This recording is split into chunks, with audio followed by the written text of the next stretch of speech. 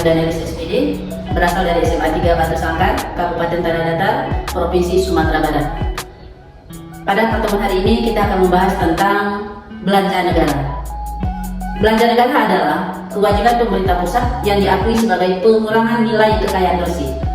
Belanja negara digunakan untuk keperluan penyelenggaraan tugas pemerintahan pusat dan pelaksanaan perimbangan keuangan oleh pemerintah pusat dan daerah.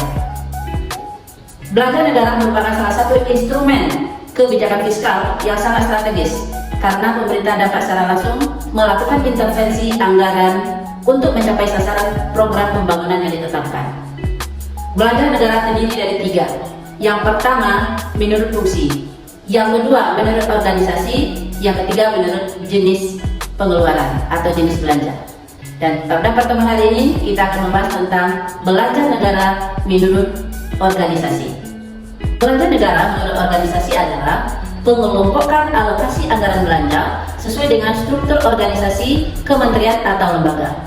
Suatu kementerian atau lembaga dapat terdiri dari unit-unit organisasi atau unit eselon 1. Satu unit organisasi bisa didukung oleh satuan kerja atau satker yang bertanggung jawab melaksanakan kegiatan dari program unit eselon 1. Klasifikasi anggaran belanja berdasarkan organisasi menurut kementerian atau lembaga atau K-L disebut bagian anggaran. Bagian anggaran dilihat dari apa yang dikelola, dikelompokkan menjadi 2 jenis, yaitu yang pertama bagian anggaran K-L atau BA-K-L adalah kelompok anggaran yang dikuasakan kepada menteri atau pimpinan lembaga suatu pengguna anggaran. Yang kedua, anggaran Perbendahara Umum Negara atau BA-BUNS-non-KL adalah kelompok anggaran yang dikelola oleh Menteri Keuangan selaku pengelola fiskal. Nah, sekarang mari kita lihat ya, apa saja contoh dari bagian anggaran. Yang pertama, bagian anggaran yang pertama itu adalah untuk MPR. Yang kedua adalah untuk DPR. Yang keempat adalah Badan Pemeriksa Keuangan. Yang kelima adalah Mahkamah Agung. Yang keenam, Kejaksaan Republik Indonesia. Yang ketujuh, Sekretariat Negara.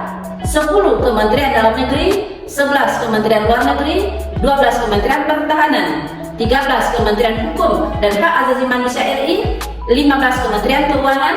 18, Kementerian Pertanian, dan seterusnya. Dan berikutnya antara lain adalah untuk Komisi Pengawas Persaingan Usaha atau KPPU, Ombudsman Republik Indonesia, Badan Nasional Pengelola Perbatasan, Badan Pengusahaan Kawasan Perdagangan Bebas dan Pelabuhan, Badan Nasional Penanggulangan Teroris, Sekretariat Kabinet, dan lembaga-lembaga lain yang bisa menggunakan uang untuk keperluan kegiatannya, sehingga kegiatan dari lembaga-lembaga tersebut bisa berjalan dengan baik sebagaimana mestinya.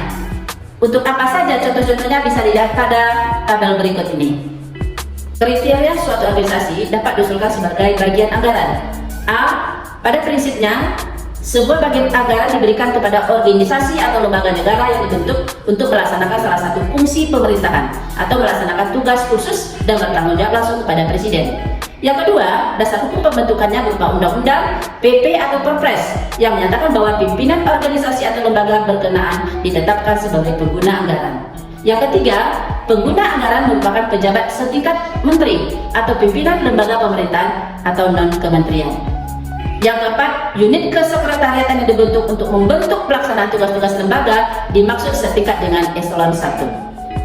Contoh dari lembaga-lembaga yang bisa masuk ke eselon 1, yang pertama Sekretariat Jenderal, Inspektorat Jenderal, Dirjen Anggaran, Dirjen Pajak, Dirjen Bea dan Cukai, Dirjen Pembangunan Keuangan, Dirjen Pengelolaan Pembiayaan dan Risiko, Dirjen Perbendaharaan, Dirjen Kekayaan Negara, Badan Pendidikan dan Pelatihan Keuangan, Badan Kebijakan Fiskal, Lembaga Nasional Single Window, dan lembaga-lembaga lainnya yang bisa diperhatikan pada tabel berikut ini. Kriteria entitas yang dapat diusulkan menjadi satuan kerja baru adalah yang pertama, memiliki unit-unit yang lengkap sebagai suatu entitas, yaitu unit perencanaan, pelaksanaan, pengawasan, pelaporan, dan akuntansi. Yang kedua, karakteristik tugas atau kegiatan yang ditangani bersifat kompleks atau spesifik dan berbeda dengan kantor pusatnya. Yang ketiga, volume kegiatan dan anggaran yang dikelola relatif besar. Dan yang keempat, adanya penugasan khusus dari pengguna anggaran atau kuasa pengguna eselon 1 Satkar yang bersangkutan. Dan apa saja contoh-contoh dari Satkar tersebut? Yang pertama adalah Direktorat Jenderal Anggaran, KPPN khusus penerimaan, KPPN khusus investasi, Komite Standar Akuntansi Pemerintah atau KSAP, Sistem Perbendaharaan dan Anggaran Belanja, Satkar Sementara Program Percepatan Akuntabilitas, dan banyak satkar-satkar lainnya yang bisa kita perhatikan pada tabel berikut ini. Nah, berdasarkan pengeluaran negara menurut klasifikasi organisasi, maka bisa kita tetapkan pada APBN tahun 2022 ada 10 kementerian atau lembaga dengan pagu yang terbesar. Yang pertama Kemenhan, yang kedua Polri, yang ketiga Kemen PUPR, yang keempat Kemensos, yang kelima Kemenkes, yang keenam Kementerian Pendidikan, Kebudayaan dan Ristek, yang ketujuh Kemenak, yang kedelapan Kemenkyu, yang kesembilan Kemenhub, dan yang terakhir adalah Kemenkominfo. Itu 10 lembaga yang memiliki pagu terbesar pada APBN 2022. Baik Anda semua, setelah kita membahas tadi bahwa jenis belanja menurut organisasi, untuk refleksi kita pada hari ini, untuk menguji pemahaman Anda, silakan lihat soal berikut. Silakan dipahami. Ya, setelah Anda baca dan pahami, jawabannya apa? Benar, jawabannya adalah B. Hapus pada Anda semua. Sekarang kita lanjut ke soal yang kedua. Ya, silakan dibaca. Benar, jawabannya adalah E.